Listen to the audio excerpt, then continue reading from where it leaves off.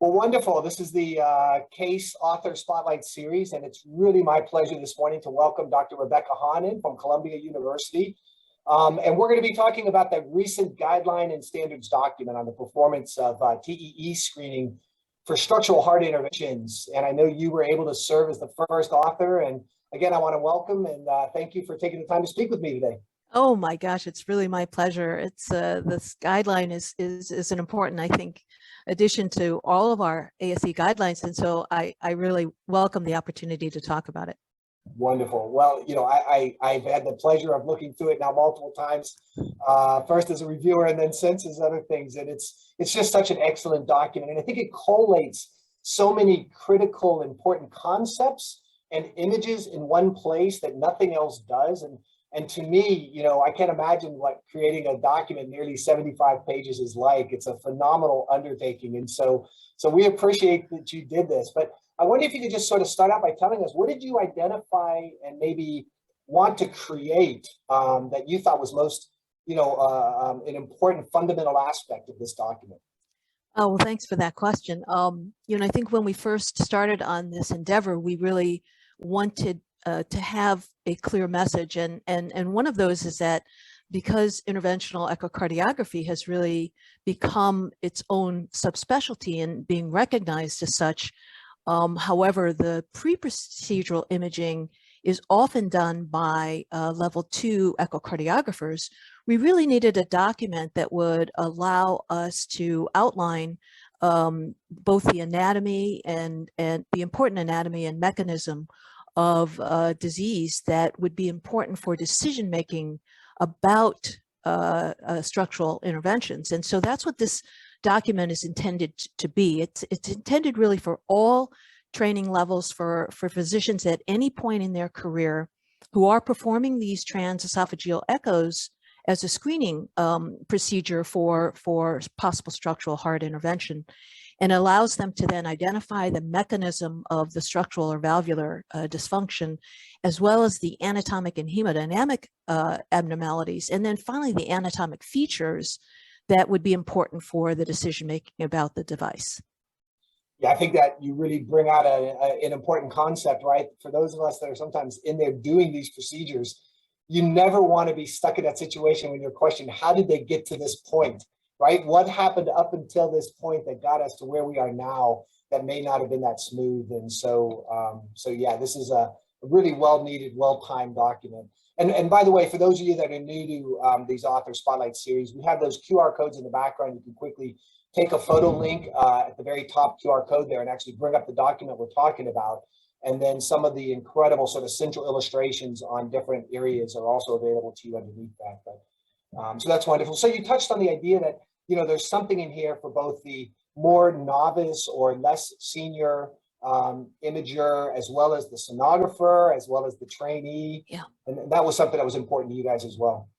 Yeah, I mean, the document is designed kind of in multiple parts. So you'll see that it's very text heavy. Obviously, it's 76 pages. But along with the text are the figures. So as you read through the text, it will refer to these very large multi-panel figures, which should help identify exactly where we are in the protocol for imaging. But then as a kind of a quick look, if you're in a procedure, we developed also tables where you can, for each structure, you could just quickly go to that table and say, you know, at these different imaging levels, these are the things that we should acquire. We don't expect necessarily that you do all your measurements online, since that would obviously prolong the procedure a lot. And we wouldn't expect one to do the protocol for all the valves on every patient, but rather to really tailor and focus your comprehensive evaluation to the valve in question or the structure in question. And so by having those multiple different ways of training, we do hope that we'll reach, again, all levels of trainees and create a training document as well as a guideline for image acquisition. So hopefully it accomplished that. Yeah.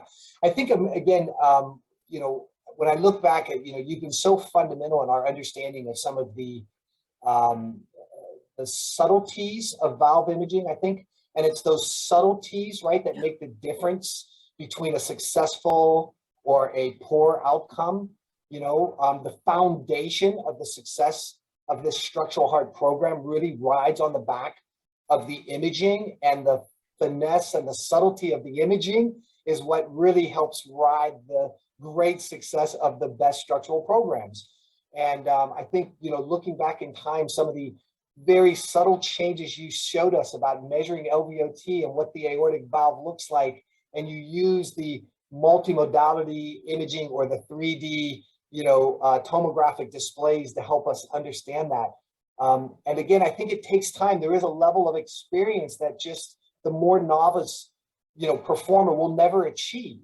So hopefully this helps close some of that, maybe some of those gaps, and allows them to, maybe they don't have access to the tomographic or the 3D, but they can really begin to understand how to employ what they do have, all the different variations of 2D, right, to start to get that finesse. Is that, am I going down the right pathway? You are 100% right. I mean, I think what all of us have learned from structural is that understanding the three-dimensional anatomy became absolutely essential to procedural success, to technical success, to imaging success, and eventually procedural and patient success. And so that's why the document focuses a lot on anatomy, and allowing you to really understand the anatomy. And as you say, even if you're not using three-dimensional imaging, although we would love you to use three-dimensional imaging, you now understand where the two-dimensional planes come from and the important limitations of those two-dimensional images, or how to perfect the two-dimensional image to use it to its your greatest abilities.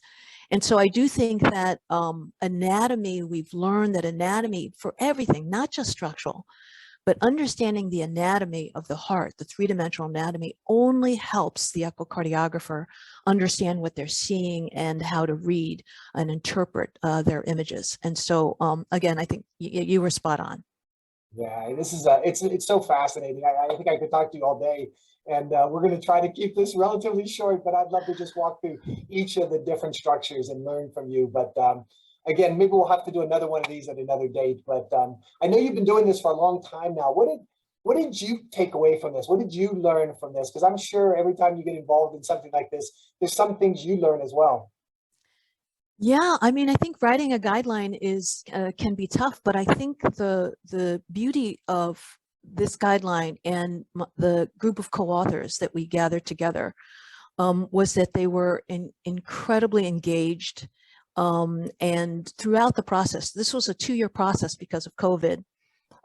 So in the middle, we had COVID. We were really planning on getting everything out last year, but we got slowed down by the pandemic, and they remained engaged the entire time. Whenever I called a meeting, we would get people to come to the meeting, and so their contributions were tremendous. And I think you learn that in writing a guideline.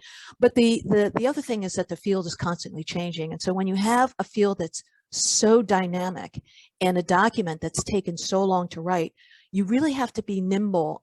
And the guidelines and standards committee were incredibly nimble with edits that we did, updates to references. The same with Elsevier Publishing. I mean, the publishers they just kept up with us as we tried to update the document, despite the fact that we had finalized it months ago. And so it's a document that is as up to date as we can make it. But as with all guidelines, sometimes you feel like it's old by the time you've written it.